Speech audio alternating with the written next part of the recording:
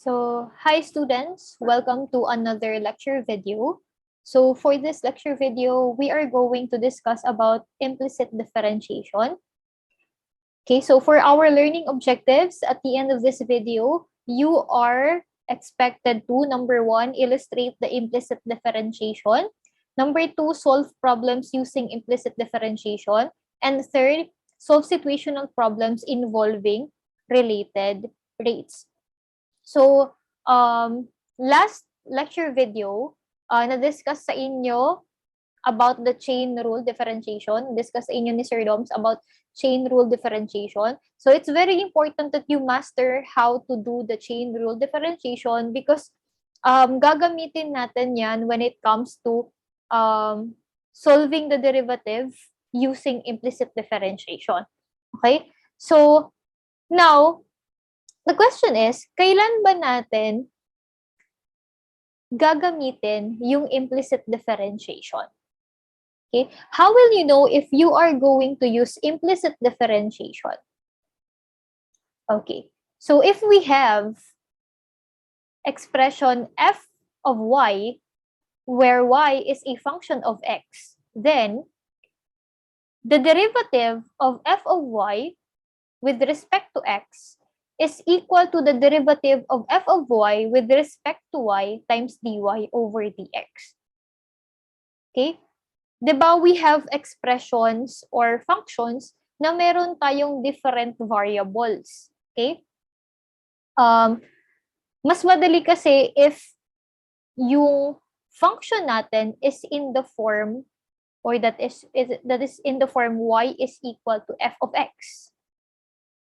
Okay? Mas madali siyang makuha yung derivative niya with respect to x. Now, since there are also expressions na meron din tayong variable ng y, okay, that's the time that you are going to use implicit differentiation. Okay, that is what you call y, an implicit function of x. Okay, that's the time na gagamitin mo yung implicit differentiation when finding the derivative of a function. So, to solve for a derivative using implicit differentiation, there are steps, okay, in solving the derivative using implicit differentiation. So, step one,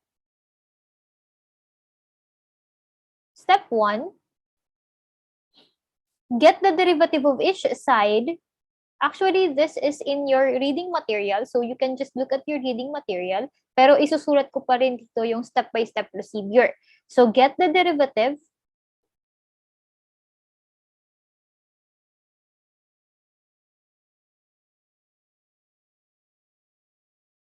of each side of the equation.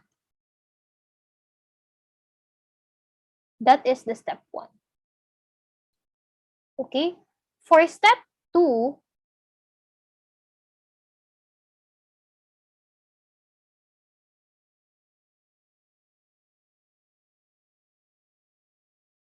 apply the appropriate differentiation rule for each side.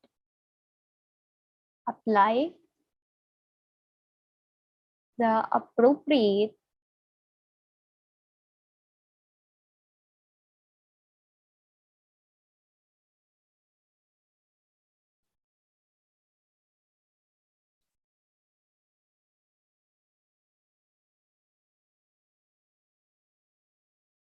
So it is very important that you have the copy of the formulas for the differentiation rule kasi gagamitin pa rin natin yung differentiation rule when it comes to solving the derivative using an implicit differentiation.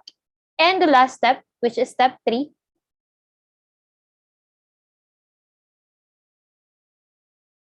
step 3 is, sorry, meron pa palang isa, step hanggang 4 steps pala yan.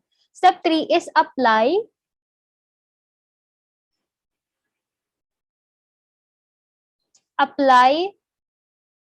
the chain rule if needed. If needed.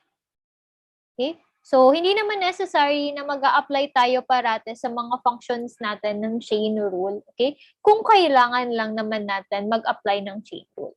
And for the last step, step 4,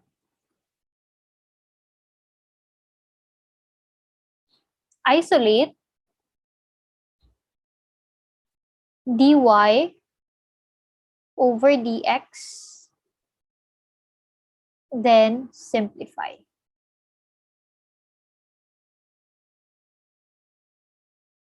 Okay, so these are the steps that you need to remember when it comes to finding the derivative using an implicit differentiation. Now, let's try to answer these examples.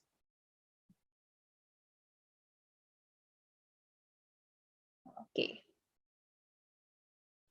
Okay, so let's try to answer this example. So as you can see in example number 1, we have x squared plus y squared equals 36. Okay, so as you can see, we have here variables x and we also have variable y. So dalawa yung variable natin. Separate yan, x and y. So we have x squared plus y squared equals 36. Now, how are we going to find the derivative of this if we have the y variable? Okay, so we are going to follow the step-by-step procedure. So the first step, okay, so the first step is to get the derivative of each side of the equation. So we need to get the derivative, so that is d over dx, or the derivative of x squared with respect to x plus the derivative of y squared with respect to, the derivative, yes, of y squared with respect to x is equal to the derivative of 36. Okay? So, ito, usual na paggamit natin or paghanap natin ng derivative using the differentiation rule. So, the derivative of x squared, okay, we are going to use the product rule here. The derivative of x squared is 2x plus, now since we are looking for the derivative of y squared with respect to x, okay, pero yung variable natin is y squared, so ang gagawin natin, same procedure pa rin on how we are going to find the derivative using a differentiation rule.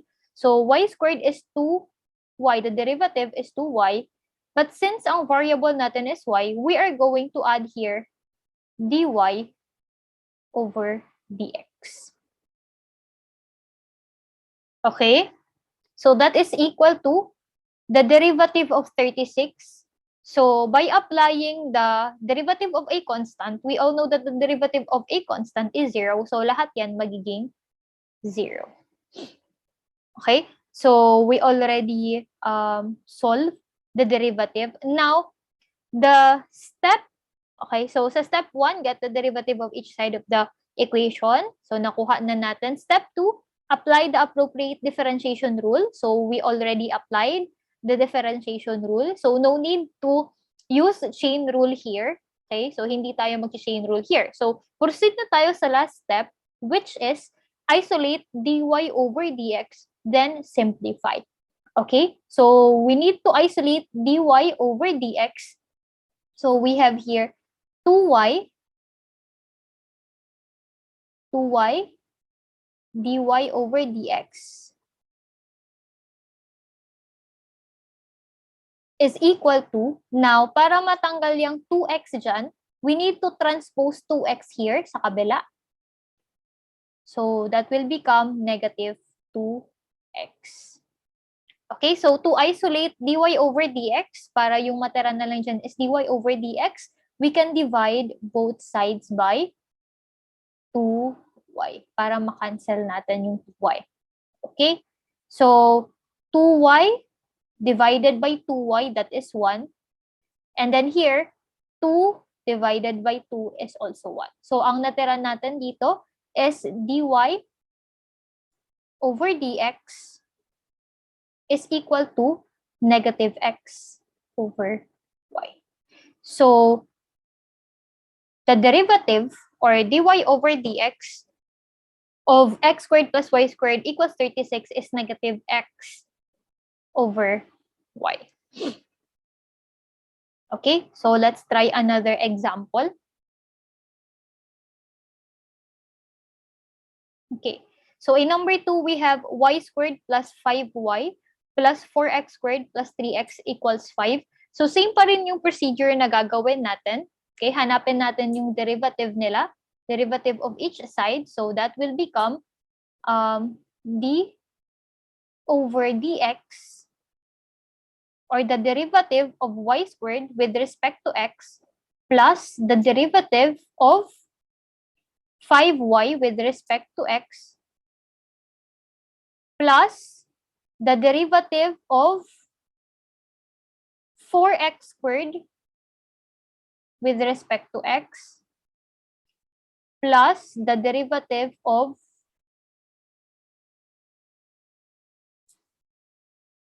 3x equals the derivative of 5.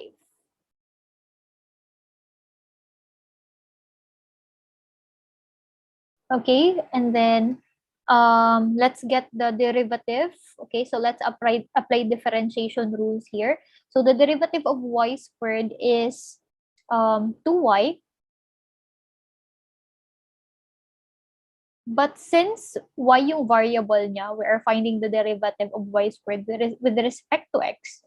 And yung variable niya is y, so we're going to write here dy over dx. So lagi yan ha, if the variable is y, lalagyan mo lang siya ng dy over dx. Plus, the derivative of 5y is 5. Since may y pa rin yan, that is dy over dx. Okay? Plus, we have 4x squared. So the derivative of this is 4 times 2. Okay, 4 times 2 is 8. 8x. Kasi 2 minus 1. N minus 1, diba? So we have 8x plus the derivative of 3x is 3. Kasi ang derivative ng x is 1. So 3 times 1 is 3. Equals the derivative of a constant is 0. Okay, so let's isolate dy over dx. So lahat ng walang dy over dx, we're going to transpose that one to the right side. So we have 2y dy over dx plus 5 dy over dx equals, so si 8x magiging siyang negative 8x and si 3 magiging siyang minus 3 or negative 3. So let us here in this side, sa left side, let's factor out dy over dx. So we have dy over dx times, so ang matitira dyan is 2y plus 5. Okay? So we have negative 8x minus 3. So to cancel out 2y plus 5 para dy over dx na lang ang tira, we're going to divide both sides by 2y plus 5. Here is 2y plus 5. So 2y plus 5 divided by 2y plus 5 is 1. So therefore, our answer here is, okay, so dito na natin isulat. So we have dy over dx is equal to negative 8x minus 3 over 2y plus 5. So that will be the answer.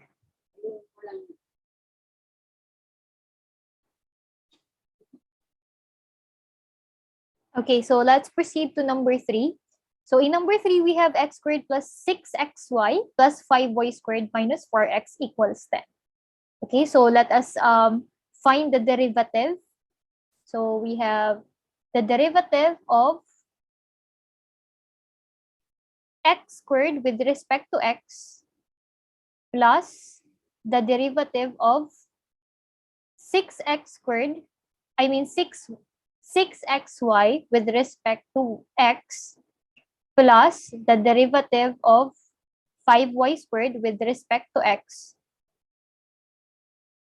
minus the derivative of 4x equals the derivative of 10.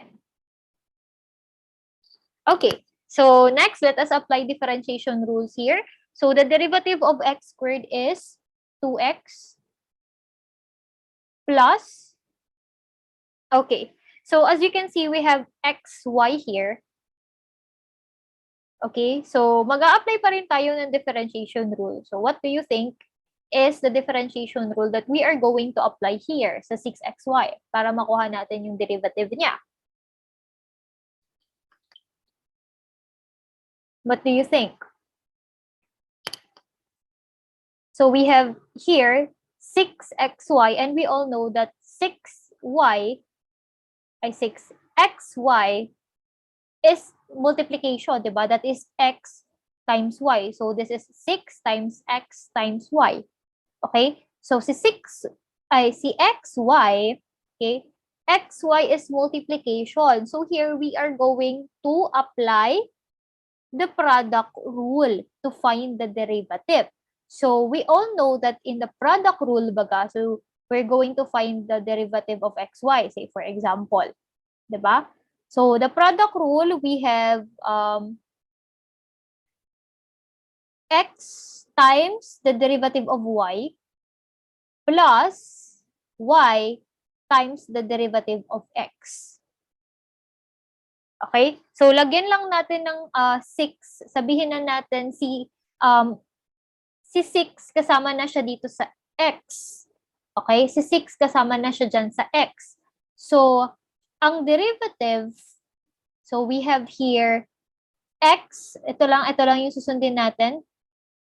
To find the derivative of 6xy, so we have x. So, isama na natin si 6 sa x. So, 6x. And the derivative of y is 1. So, since ang kinukuhanan nating derivative dyan is yung y, lalagyan natin siya ng dy over dx.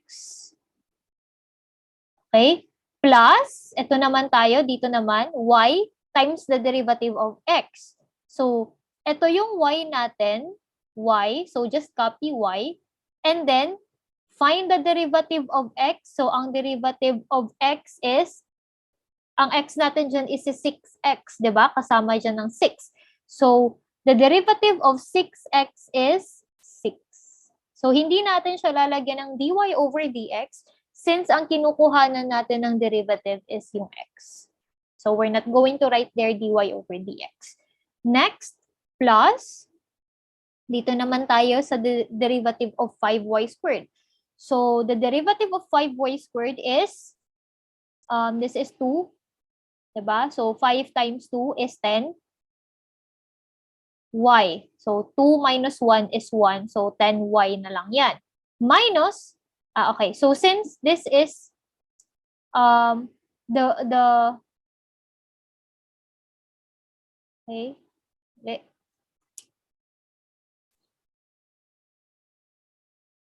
Okay, so since the variable is y, so lalagyan natin siya ng dy over dx.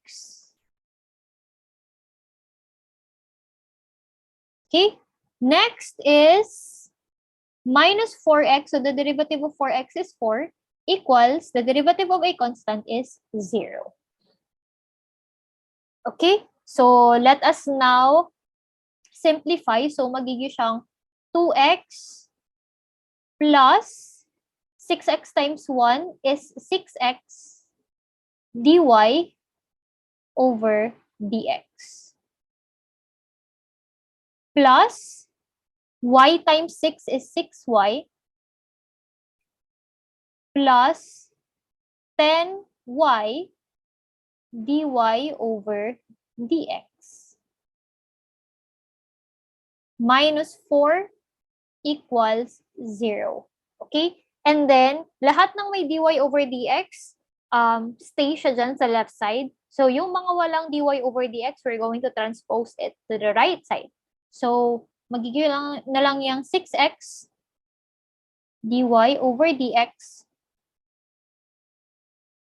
plus, we have 10y dy over dx is equal to, so si 2x, magiging siyang negative 2x, 2x, si 6y, magiging siyang negative 6y, and we have negative 4, so magiging siyang positive 4. Okay? And then, let us factor out dy over dx, so magiging siyang dy over dx times 6x plus 10y.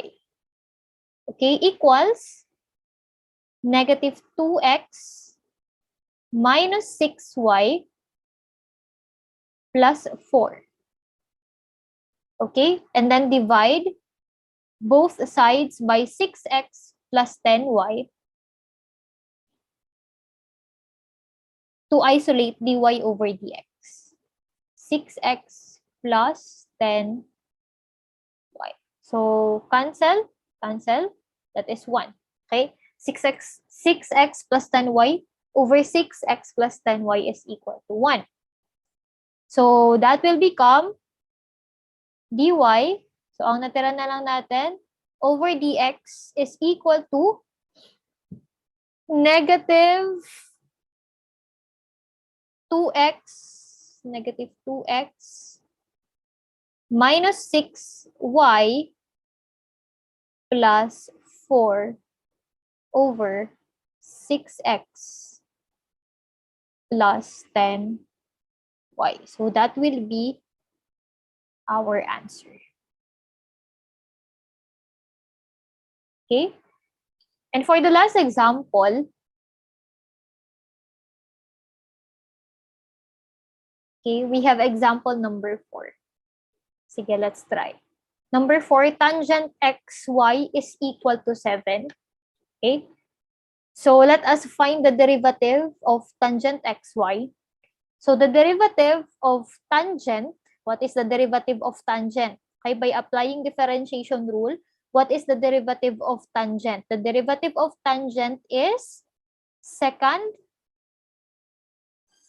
squared. Diba? And then we have xy.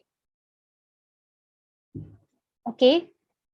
Now, since we have xy here, xy sa loob, we are going to apply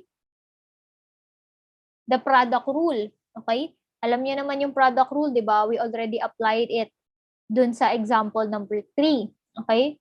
Applying product rule, we will get, okay? This one is, eto na yan. Actually, eto na siya, di ba? Yan. X, so x,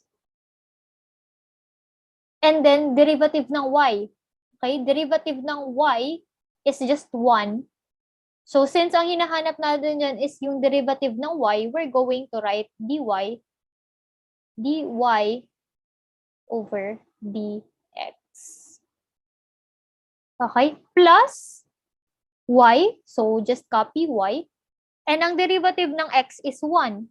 Okay? So, times 1 yan. So, y na lang yan. Okay? Y times 1 is y. Equals, the derivative of 7 is 0. Derivative of constant is 0, di ba? And then, para mas madali, okay, actually, pwede nyo siyang i-distributive property. Pero para mas madali, we can divide both sides by secant squared xy. Okay? Pwede natin siyang i-divide both sides by secant squared xy para mas madali natin ma-isolate si dy over dx.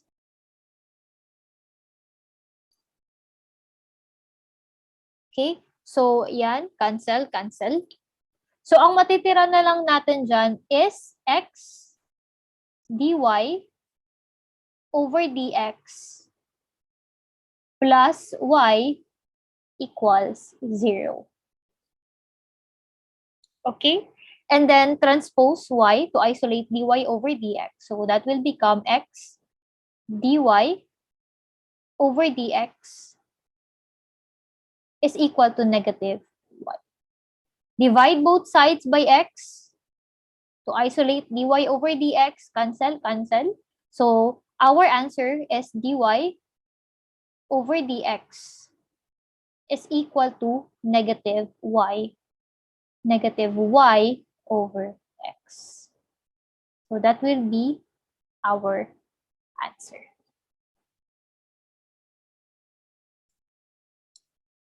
Okay, so madali lang naman po ang implicit differentiation. So if we have the variable y, lalagyan mo lang siya ng dy over dx, and then habang naghahanap kayo ng derivative, so yung may mga variable na y, you can just put there dy over dx, and then afterwards, you need to simplify, apply differentiation rule. After applying differentiation rule, i-isolate nyo na yung dy over dx. So, itatranspose nyo lahat ng walang dy over dx sa right side. Okay? Tapos, i-simplify nyo na lang siya.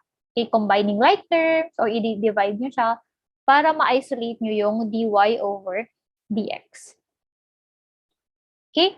So, let's proceed to our last learning objective, which is solving problems involving related rates. So, sa related rates kasi, we are going to use implicit differentiation in order for us to find the desired result. Okay? Related rates, or what you call the rate of change. Okay? Pag rate of change, sinasabi natin, rate of change, this is the derivative with respect to time. Okay? Kaya nga rate of change or related rates.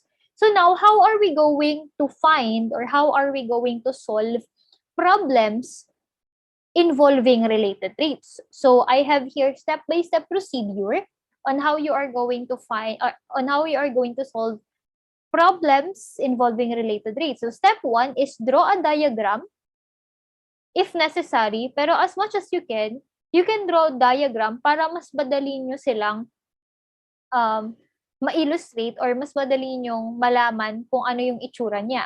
Draw a diagram if necessary. Label constants with their numerical value. Step 2, determine which rates are given and which rate you need to find. Step 3, find an equation relation the variables defined in step 1. Step 4, differentiate the equation in step 3. And step 5, substitute all the given information into the result of step 4 and find the unknown rate. So actually, in your reading material, if you are going to read, there are also tips on how you are going to solve related rates problems, and also step-by-step procedure. Okay, so let's have step 1. Example number 1. A ladder 25 feet long is leaning against a vertical wall.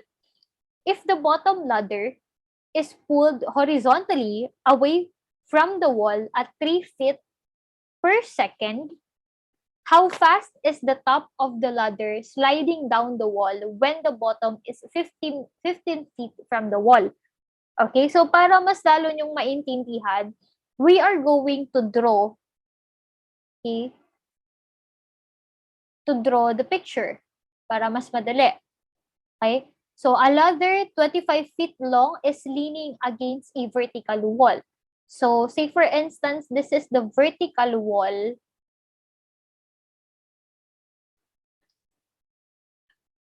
Okay, so this is the vertical wall.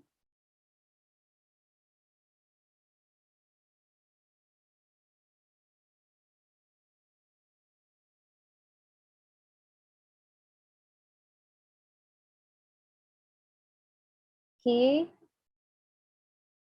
And then, ito si leaning against a vertical wall. This is the ladder. Ladder. Yan. Yan yung ladder.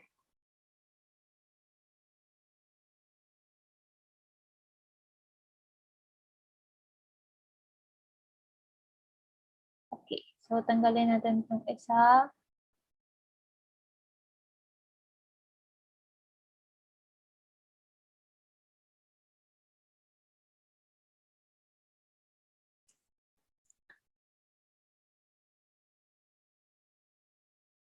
Okay.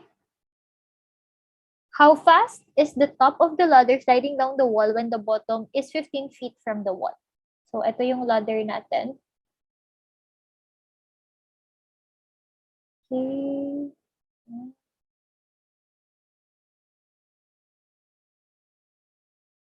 And then, here's the bottom. The bottom is 15 feet from the wall. So, ito siya. Okay, from the wall. Tapos nandito yung ano. Okay. So, lagyan natin siya ng label.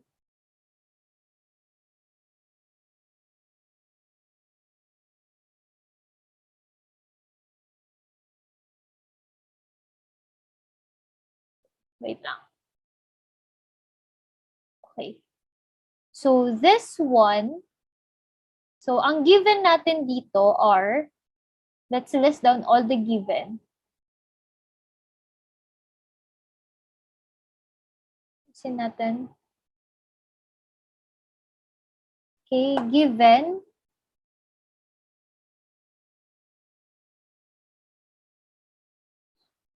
Okay, the length of the ladder,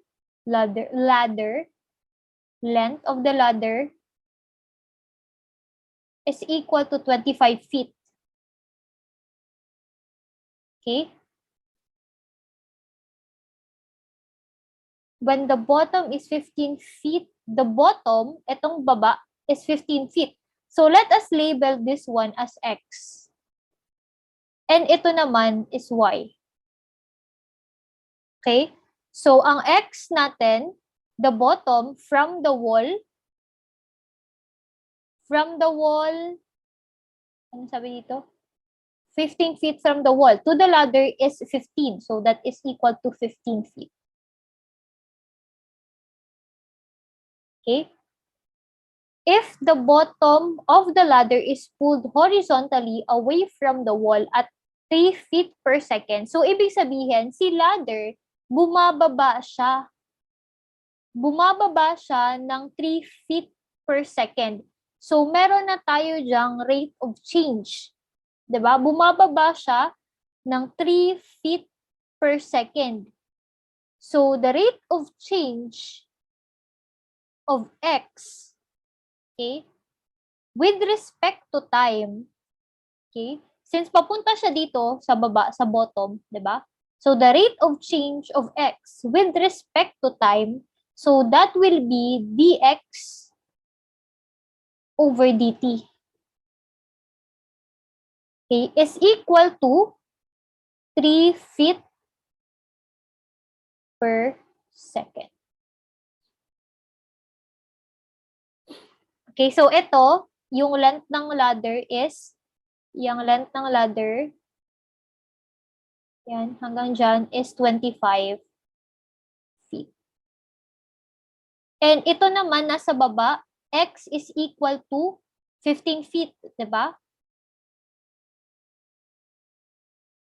Yan. And our dx over dt is 3 feet per second. So, ano yung hinahanap natin dito? Ano yung hahanapin natin? What is required or yung hahanapin natin? Okay? Ang tanong, how fast is the top of the ladder sliding down the wall when the bottom is 15 feet from the wall? So, ito yan, sliding down, sliding pababa. Okay? Sliding pababa. So, which means we are, since dito siya sa may wall, sliding down the wall, ang wall natin is y, diba? Unknown y. So, ang hahanapin natin dyan is the rate of change of y with respect to time. Or dy over dt. So, yan yung hahanapin natin. Okay? So, let us solve.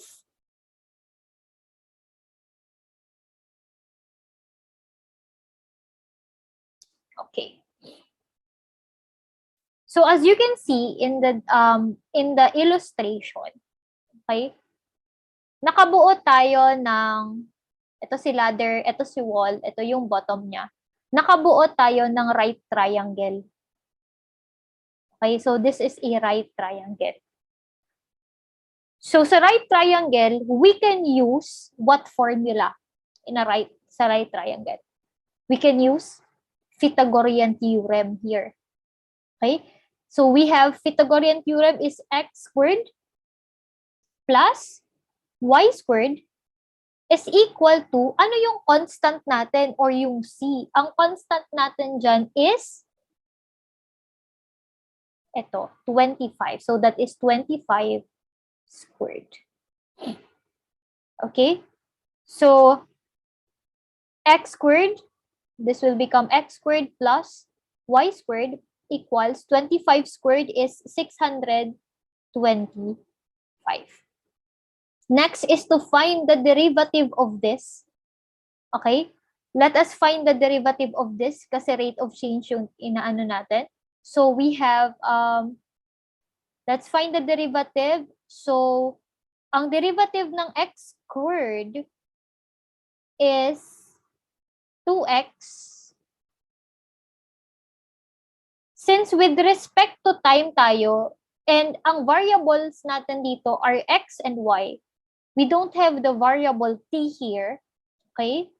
We are going to write here dx over dt. Kasi x yung variable natin, okay? X. Okay, plus the derivative of y squared is 2y. Since we are finding the derivative with respect to time, so lalagyan natin siya dyan ng dy over dt. Yan, equals the derivative of a constant is 0. Okay? So, we can cancel, pwede natin i-cancel yung 2 dito by multiplying both sides by 2. Okay? So that will become, so we can multiply both sides by 2. Okay, so pwede natin yan ma-cancel. Yan, dalawa. Cancel. Cancel. So ang matitira natin dyan is x dx over dt plus y dy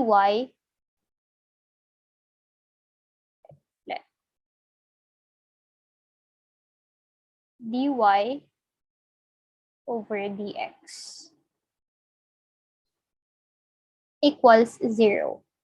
Okay? So since we are looking for dy over dx, okay, dy over, dt pala to. Since we are looking for dy over dt, ito siya. Okay, dy over dt, we can isolate this one. So magiging siyang y dy over dt equals, ito, ita-transpose lang natin dito sa kabila, so it will become negative x dx over dt. Okay? So meron na tayo actually ng value ng x, di ba? And value ng dx over dt. Ano po? So, ang wala na lang natin, so i-simplify muna natin to ha, para dy over dt na lang dyan. Ang wala na lang natin na value is y. Okay? So, ito na lang. Para makuha natin yung value ng dy over dt. So, yung y na lang yung kulang sa atin. So, we are going to solve for the value of y. Okay? So, how are we going to solve for the value of y?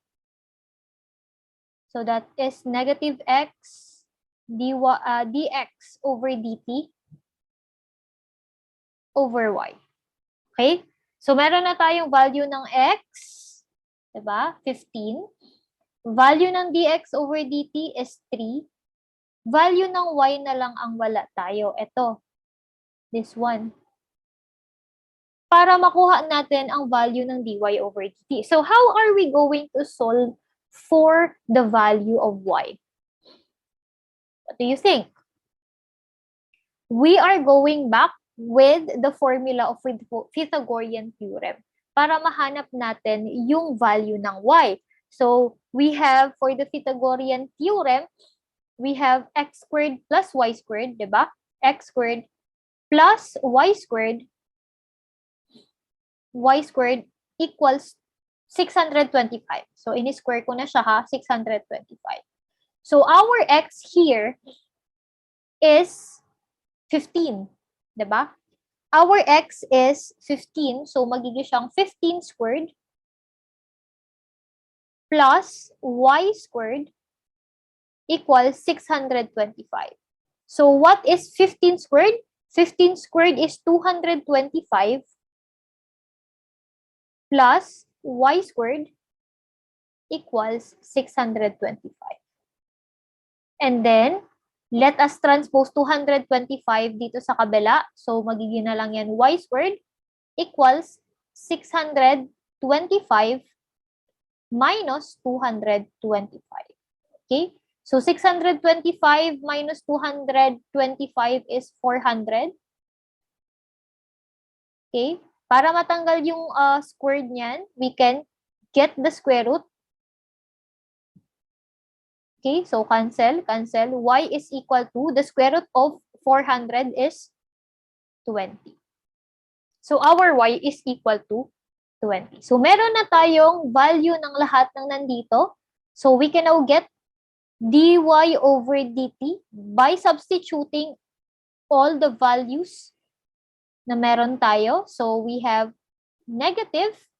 Our x is 15. So 15 times our dx over dt is 3. And our y is 20. Okay? So what is 15 times 3 over 20?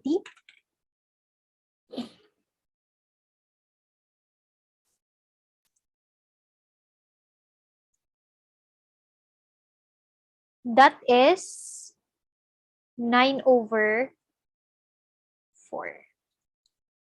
Okay? So that is 9 over 4. So therefore, our dy over dt is 9 over 4. Don't forget the label, feet per second. Okay, so this will be our answer.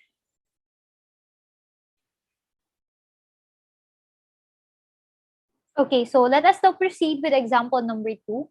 A right cylindrical tank is filled with water. The tank stands upright with a radius of 5 feet. How fast does the height of the water in the tank drop when the water is being drained at 30 feet cube? So this is cube per second. Okay? So let us draw the diagram or the picture. So since cylindrical siya, cylindrical, so ganito ang itsura niyan, cylindrical tank. Okay. So yan. Yan. Okay. And yung radius niya, we have the radius. Since cylindrical, may radius tayo dyan sa loob. Okay, here. We have there the radius. Okay, so that's the illustration. So given here, our radius is constant, number 5 or 5 feet. Okay. Next is, how fast does the height of the water in the tank drop when the water is being drained at 30 feet cube per second? So, ibig sabihin, nagdi-decrease, okay? Nagdi-decrease yung water, okay? So, ang volume niya is 30 feet cube per second.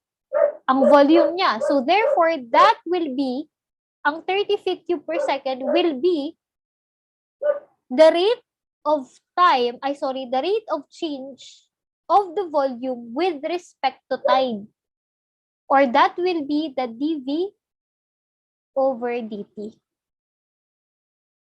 Okay? So, habang bumababa siya, okay, nagbababa yung water, na-drain siya at 30 feet cube per second. So, that is dV over dt. And since bumababa siya, nagdi-decrease siya. Okay? Decreasing. So, therefore, ang volume niya is negative kasi decreasing siya. So, every time na nagdi-decrease yung volume mo, ang ilalagay mo dyan is negative. So, negative 30 feet cube per second. Okay? So, ano yung hahanapin natin? What are we going to find? Ano yung required?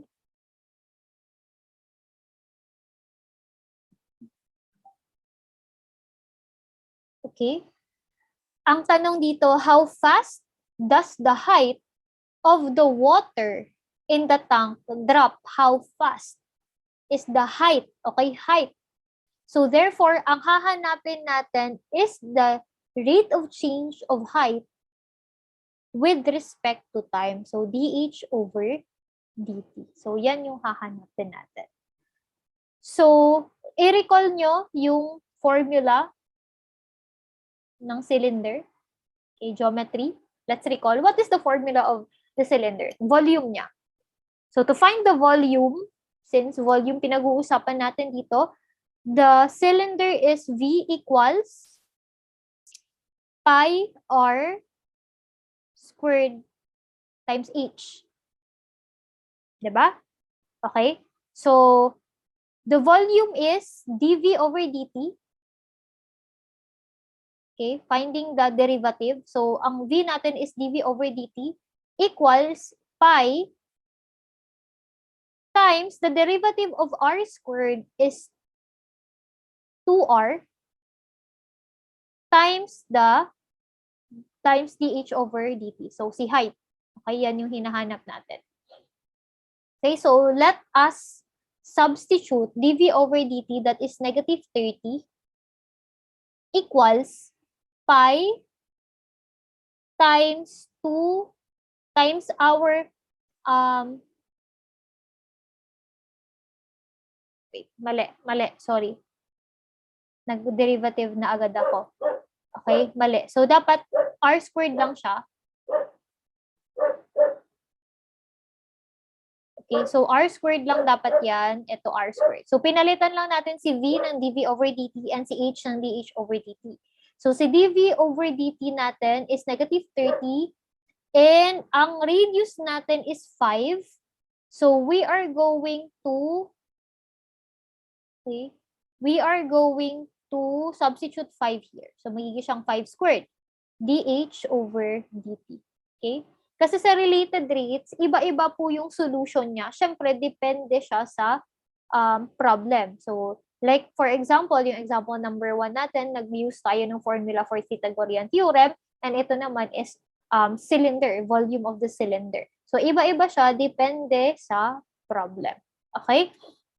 So, we have here negative 30 is equal to pi, 5 squared is 25. dH over dt. So, ang importante lang dito is mahanap natin yung dH over dt. Okay? So, i-simplify lang natin. So, it will become negative 30 is equal to 25 pi dH over dt. To isolate dH over dt, we can divide both sides by 25 pi. Para ma-isolate, 25 pi. Okay? So, cancel. So, we have dH over dt is equal to negative 30 over 25 pi. We can reduce this to lowest term. 30 over 25, that is, the lowest term of that is 6 over negative 6 over 5 pi. And then don't forget the label, that is feet per second. So that is our dH over dt. Okay, so that's it for our lecture video. But before we end, let us go back with our learning objectives. Okay, so for our learning objectives, we are able to illustrate the implicit differentiation. We are able to solve problems using implicit differentiation. And we are able to solve situational problems involving related traits. So if you have any questions or clarification, you can comment or you can ask your subject teacher for any clarification. Thank you for listening and watching this video. Bye!